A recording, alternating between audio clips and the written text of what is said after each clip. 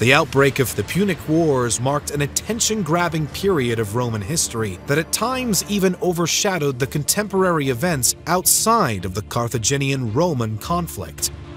Another pesky rival of the Romans came in the form of the Illyrians, though they were not a competition for Rome in the same way as Carthage. Instead, the Illyrians posed a threat through piracy in the Adriatic, which eventually became an annoyance for the Romans. The first time these tensions boiled over was in 229 BC, when these people were mostly united under Queen Teuta, who had started to turn a blind eye, to say the least, to increasing piracy throughout the Adriatic. Rome at first ignored this as well, but once it began to impact Roman trade, the Senate opted to intervene through diplomacy.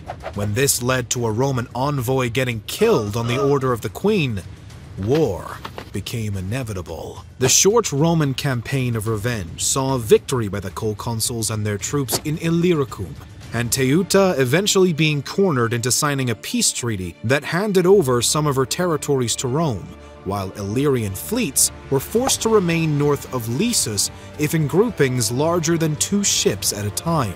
Rome hoped that this would resolve the piracy issue, but the rule would shortly be broken nevertheless.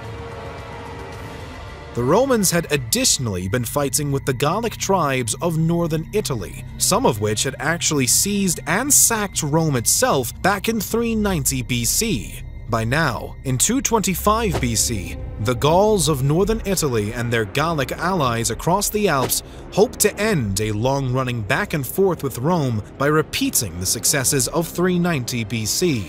Instead, the Romans had been heavily prepared and routed the aggressors at the Battle of Telamon and the following campaigns that suppressed any remaining resistance.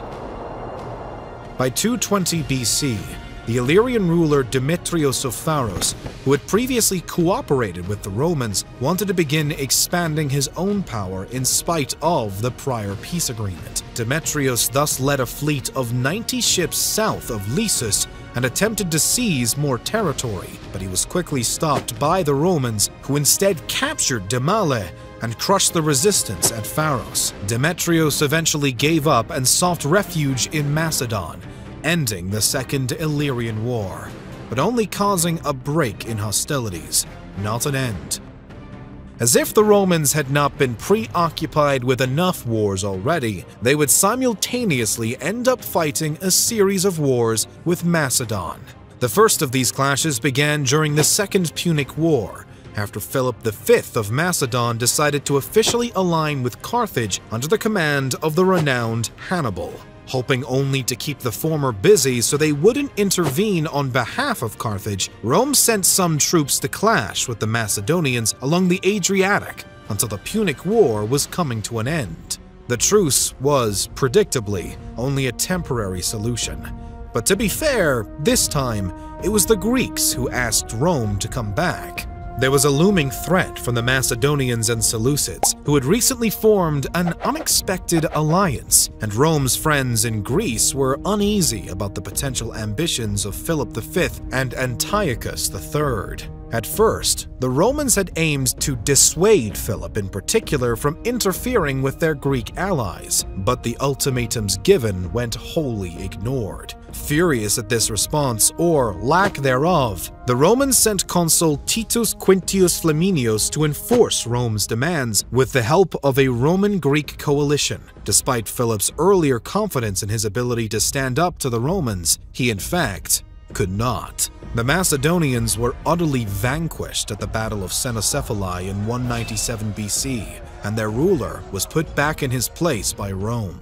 This, however, only addressed one half of the newly formed alliance. The Seleucids were still a looming threat, and now, maybe even more so without Macedonia to balance them out. After the Second Macedonian War, the Romans had pulled entirely out of Greece, having no more interest in staying nor remaining intertwined in Greek affairs. But this left the Seleucid Empire as the dominant entity in the region, and Antiochus was by no means as uninterested as the Romans. Instead, he was looking to do what Philip had failed to: With Hannibal as the Seleucids' top military advisor, there was now not only a threat to Greece, but even to Rome. As a result, the Roman-Greek alliance pumped out another coalition force, this time commanded by Scipio Africanus, and the war began on Rome's terms. It would end with the 191 BC Battle of Thermopylae and Battle of Magnesia, and a Roman triumph. The end of this war also marks the start of the Seleucid Empire's demise. But the Macedonians were almost ready to give war with Rome another shot. Just as they had erroneously done after the Second Macedonian War, after the Seleucid War, the Romans pulled out of Greece with the assumption that there would now be peace in the region. Right on cue, mirroring the Seleucids, now the Macedonians attempted to expand as Philip had tried to do before his death and the succession of his son Perseus, who was now in charge. Nevertheless, even the new Macedonian king stood no chance against the Romans in the end, and by 168 BC, the Battle of Pydna brought an end to it all. This time, knowing they couldn't leave without destabilizing the region, Rome broke Macedon up into 4 individual states under its own watchful eye. Yet again, in 168 BC, tensions boiled over for a final time when the Romans watched their once ally and Illyrian king Gentius switch sides to align with the Macedonians. Once more though, this was a short-lived clash, and by the end of 167 BC, Rome was victorious and finally able to move on. Although the Fourth Macedonian War and subsequent Achaean War would follow, both of these were short-lived, and Rome remained unwavering and victorious in its Greek endeavors. And yet, the Roman Republic would be faced with yet another war, aside from those with Carthage, Macedon, the Seleucids, Gauls, and the Illyrians.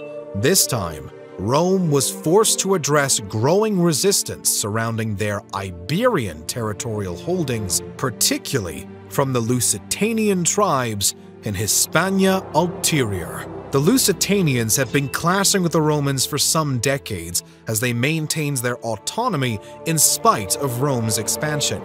But in 155 BC, the rebellions were becoming greater and more intense, and in 150 BC, the Romans lit an even bigger fire underneath them. After feigning a will for negotiation, the Roman praetor Servius Sulpicius Galba had thousands of Lusitanians massacred in cold blood. But one man by the name of Viriatus managed to escape the tragedy and would be elected to lead the tribes only a few years later. He quickly became a heroic icon for the tribes, and his bitterness towards Rome was as strong as ever. The battles were tough, but Viriatus would continue his resistance until his final breath, which would tragically be taken in 139 BC by 3 men who betrayed the ruler on behalf of the Romans, killing him in his sleep. And so, it was at this time that the Third Punic War had been wrapping up, and so was all that had occurred alongside it. Though war was not all that occupied Rome over the decades and centuries, it was surely a common part of the Republic's history. Nevertheless, back home, feats of architecture, politics, and arts were also being birthed, though regularly overshadowed by the conflicts that both challenged and solidified Rome's overwhelming dominance in Greece, Iberia, and surrounding areas. Still, it may have been the Punic Wars that truly surpassed the notability of all the other conflicts, as Rome and Carthage duked it out for who would be the most powerful influence from Italy all the way to North Africa. As these wars were raged across the map and the Romans piece by piece dismantled their enemy's empire, the Republic was concurrently putting a stop to each and every other rival, challenger, and general enemy.